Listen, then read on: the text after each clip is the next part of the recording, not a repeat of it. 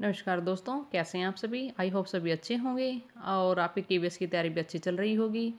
और आज की वीडियो का टॉपिक हमारा रहेगा बाल विकास का सिद्धांत। काफ़ी इंपॉर्टेंट हमारा टॉपिक रहेगा और जो हमारे केवीएस, पीआरटी, टीजीटी, पीजीटी तीनों के लिए काफ़ी हेल्पफुल रहेगा।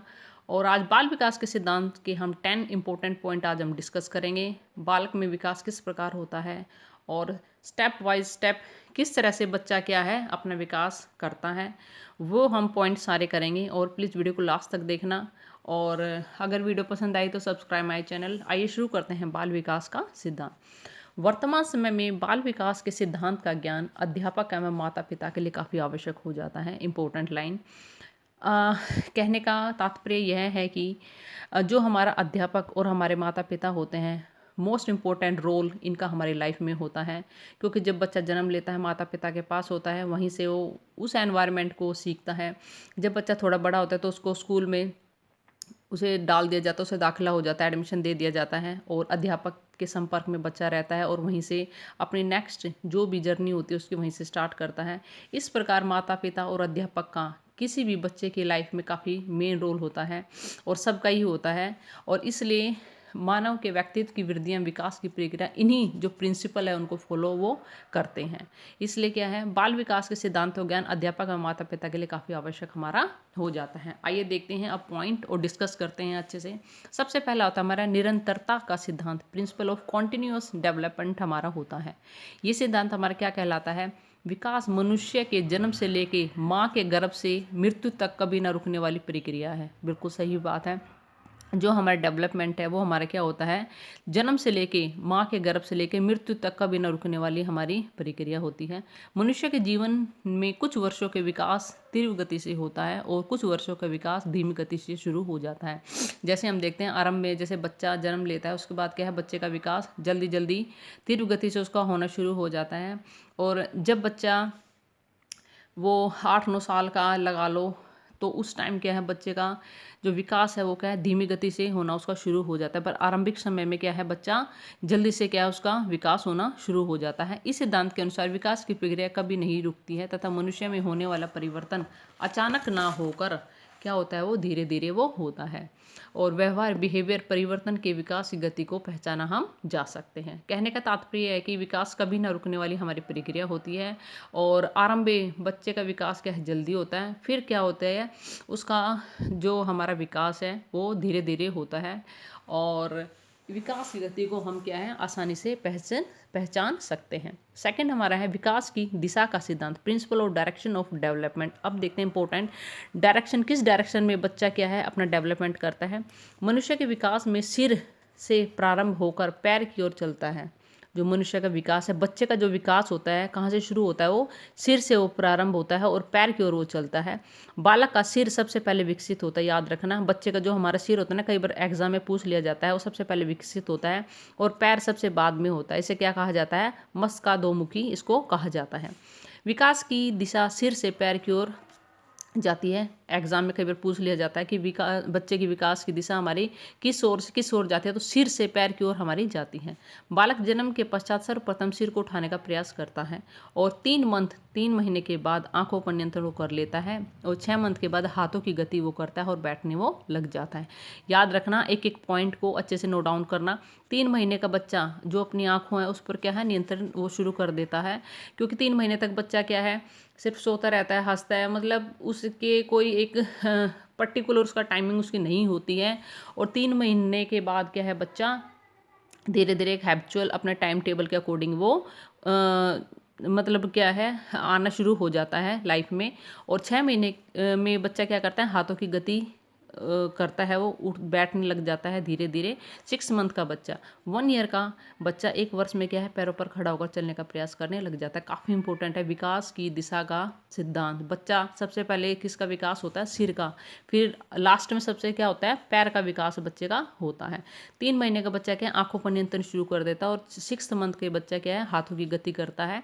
और 1 ईयर का बच्चा क्या है, पैरों पर खड़ा होकर चलने का प्रयास वो करता है। अब थर्ड देखते हैं, वृद्धि एवं विकास की असमान गति, rate of growth and development हमारी क्या कहलाती है। सभी बालकों में वृद्धि और विकास क्रम एक जैसा होता है।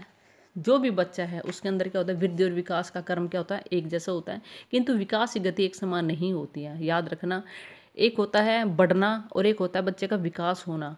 ठीक है, उसमें क्या है, वो गति एक समान नहीं होती है। विकास की गति शैशवावस्था से शुरू होकर तीव्र होती है। मैंने अभी बताया था, बचपन में बाल्यावस्था में जो भी हमारा विकास होता है जल्दी होता है, फिर धीमी हो जाती है, और किशोर अवस्था में ये है पुनः तीव्र हो जाती है, और फिर किशोर अवस्था जब बच्चे की आती है तो है गति क्या है, फिर दोबारा से तीव्र हो जाती है। बालक एवं बालिकाओं की विकास गति में भी भिन्नता पाई जाती है। आरंभ में जो बालिकाएं होती हैं, लड़कियां गर्ल्स होती हैं, उनकी जो उनकी ग्रोथ होती है वो काफ़ी मतलब ज़्यादा होती है। लड़कियां एकदम से बड़ी हो जाती हैं, बॉयज़ इतने ग्रोथ नहीं कर पाते हैं, बट लड़कियां फिर क्या हो जाती, रुक जाती है, और बॉयज़ में क्या हो, एकदम से विकास उनके अंदर होता है। तो इस प्रकार क्या है, दोनों के अंदर क्या है, काफ़ी भिन्नताएं पाई जाती है। इस प्रकार वृद्धि एवं विकास की गति में उतार चढ़ाव आते रहते हैं। अब देखते हैं वंशानुक्रम एवं वातावरण की अंतःक्रियाओं का सिद्धांत। Very important again, principle of interaction with heredity and environment. बच्चे के विकास का जो है हमारी हेरिडिटी और इन्वायरमेंट का काफ़ी प्रभाव पड़ता है। मनुष्य का विकास वंशानुकरण तथा वातावरण की अंतःक्रियाओं का परिणाम होता है, और वंशानुकरण मनुष्य के विकास की सीमाएं निर्धारित करता है। हेरिडिटी, कई बार आपने देखा होगा, माँ बाप हाइट में छोटे हैं तो उनके बच्चे भी क्या हो जाते हैं, छोटे पाए जाते हैं। माँ बाप कमज़ोर हैं तो उनके बच्चे भी कमज़ोर पाए जाते हैं। तो वो किस कारण होता है, हेरिडिटी के कारण पाता है। कई बीमारियां हमारी ऐसी है, जैसे शुगर हो गया, या कई आजकल कहा जाता है कि कई बीमारियां हमारे ऐसे हैं जो हमें क्या मिलती है, हमें हेरिडिटी के कारण ही हमें वो बीमारियां हमें मिलती हैं। तो इस प्रकार principle of interaction with heredity और एनवायरनमेंट, एनवायरनमेंट जैसे बच्चे का होता है वैसे भी उस बच्चे का क्या होता है, ग्रोथ उसका होता है। इस प्रकार दोनों ही बच्चे के विकास में क्या है, काफ़ी महत्वपूर्ण रोल निभाते हैं। फिफ्थ हमारा व्यक्तिगत विभिन्नताओं का सिद्धांत हमारा क्या कहलाता है, प्रिंसिपल ऑफ इंडिविजुअल डिफरेंसेस हमारा क्या होता है। डगलस और हॉलैंड के अनुसार प्रत्येक व्यक्ति की विकास की गति भिन्न होती है। बिल्कुल ठीक बात है, कई बच्चा जल्दी ग्रोथ कर जाता है, कई बच्चा कमज़ोर रह जाता है। मतलब सभी की विकास की गति क्या होती है, भिन्न भिन्न होती है। मनुष्य की बुद्धि, वातावरण, लिंग आदि का प्रभाव उनके विकास पर पड़ता है। क्या पड़ता है, वातावरण, जो हमारे इन्वायरमेंट, लिंग आदि का भी प्रभाव पड़ता है। और एक ही आयु के दो बालक के शारीरिक, मानसिक और सामाजिक विकास में भी अंतर पाया जा सकता है। सिक्स्थ हमारे विकास सामान्य में विशिष्ट क्रियाओं की ओर, principle of development from general to specific responses हमारी क्या होती है। आरंभ में जो बालक होता है कि विकास का क्रम सर्वप्रथम सामान्य होता है, और जो बाद में विशिष्टता की ओर अग्रसर होकर विशिष्ट हो जाता है। सबसे पहले बच्चा किसी वस्तु को उठाने के लिए क्या इस्तेमाल करता है, हाथ पैरों चलाता है। देखा भी हो आपने, जब छोटा बच्चा होता है तो दोनों अपने इकट्ठे कंटिन्यू अपने हाथ और पैरों चलाता है, और इसे सामान्य विकास की क्रिया कहते हैं। सभी बच्चे मोस्टली ऐसा ही करते हैं। जो सामान्य बच्चे होते हैं, कुछ समय बाद वह उंगलियों की सहायता से वस्तु को उठाता है, क्या करता है, अपनी अपनी फिंगर्स को यूज़ करता है, और इसे विशिष्ट क्रिया या विकास उसको कहते हैं। ये हमारा कौन सा डेवलपमेंट है, principle of development from general to specific responses. ठीक है, पहले बच्चा क्या करता है, दोनों अपने हाथ पैर चलाता है, फिर वो अपने उंगलियों की मदद से क्या है, किसी वस्तु को उठाने का प्रयास करता है, और फिर क्या है, वो कंप्लीट अपने हैंड को वो की सहायता से जब वस्तुओं को उठाने का प्रयास करता है, तो हमारा क्या कहलाता है, जर्नल टू स्पेसिफिक रिस्पॉन्स हमारा ये कहलाता है। विकास के क्रम की एक रूपता का सिद्धांत देखते हैं, principle of uniformity in sequence of development हमारा क्या कहलाता है, विकास के क्रम की एक रूपता। बालक के विकास की क्रम एक होता है। सभी बच्चे जन्म के समय रोते हैं और 6 मंथ में बैठते हैं, 1 ईयर में खड़े होते हैं, और बालक का शारीरिक भाषाई जो विकास होता है क्या हो, एक क्रम में सभी बच्चों का होता है। सभी बच्चे जन्म लेते हैं, और जन्म के क्या है 3 महीने के बाद बच्चों क्या है, अपनी आइज़ पे कंट्रोल करते हैं। 6 महीने का बच्चा बैठना शुरू कर देता है, और 1 ईयर का बच्चा क्या है, खड़े मतलब वो चलने की कोशिश करता है, चलना सीखता है। और बालक का जो शारीरिक विकास होता है सभी का क्या है, एक ही क्रम में होता है। एकीकरण का सिद्धांत, most important line and point, principle of unitary integration हमारा क्या कहलाता है, एकीकरण का सिद्धांत। बालक सबसे पहले फुल बॉडी, संपूर्ण अंग को क्या करता है, का इस्तेमाल करता है किसी भी चीज़ को उठाने के लिए, पकड़ने के लिए, मतलब फुल अपने दोनों हाथ पैरों को वो चलाता है। इसके बाद वह उन भागों की एकीकरण सीखता है। पहले बच्चा पूरे हाथ को चलाता है, फिर उंगलियां, फिंगर को, और बाद में दोनों क्या करता है, दोनों को एक साथ चलाना वो सीखता है। सबसे पहले वो क्या करता है, बच्चा आरंभ में दोनों हाथ पैरों को चलाता है, फिर अपनी उंगलियों की सहायता लेता है, और फिर क्या करता है, अपने हैंड की सहायता वो लेता है। इस प्रकार क्या है, दोनों को एक साथ चलाना वो सीखता है। अब देखते हैं 9th, परस्पर संबंध का सिद्धांत हमारा क्या कहलाता है, प्रिंसिपल ऑफ इंटर रिलेशन को रिलेशन हमारा क्या कहलाता है। विकास के सभी आयाम जैसे शारीरिक, सामाजिक, मानसिक और सोशल, इमोशनल, भाषात्मक आदि एक दूसरे से परस्पर संबंधित होते हैं। बिल्कुल सही बात है।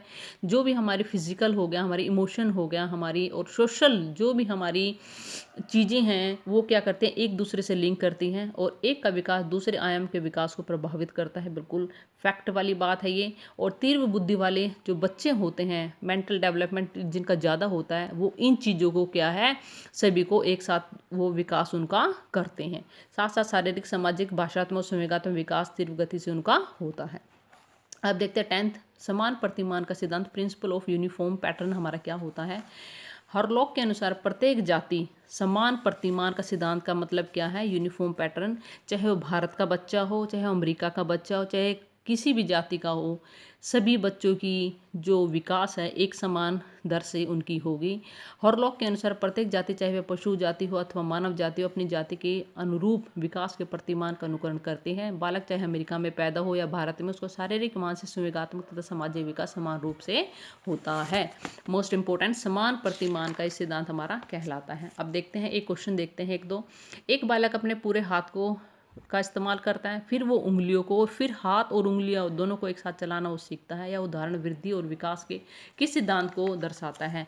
तो एक किस सिद्धांत होगा, मैंने भी बताया था, एकीकरण का सिद्धांत हमारा ये कहलाता है। अब देखते हैं नरेश और मुकेश की आयु समान है, उनके सामाजिक व मानसिक विकास में काफ़ी अंतर है। क्या है, उनके सोशल और उनके मेंटल डेवलपमेंट में काफ़ी अंतर है। यह विकास के विभिन्न सिद्धांतों के कारण होता है। यह होता है व्यक्तिगतता का हमारा सिद्धांत कहलाता है। आई होप आपको वीडियो पसंद आई होगी। प्लीज़ सब्सक्राइब माई चैनल और एक एक पॉइंट को प्लीज़ ध्यान से पढ़ना, क्योंकि बीच में से ही एग्जामिनर ऑलवेज क्वेश्चन इसमें से पूछता है और ये वीडियो आपके लिए काफ़ी यूज़फुल रहेगी। Thank you.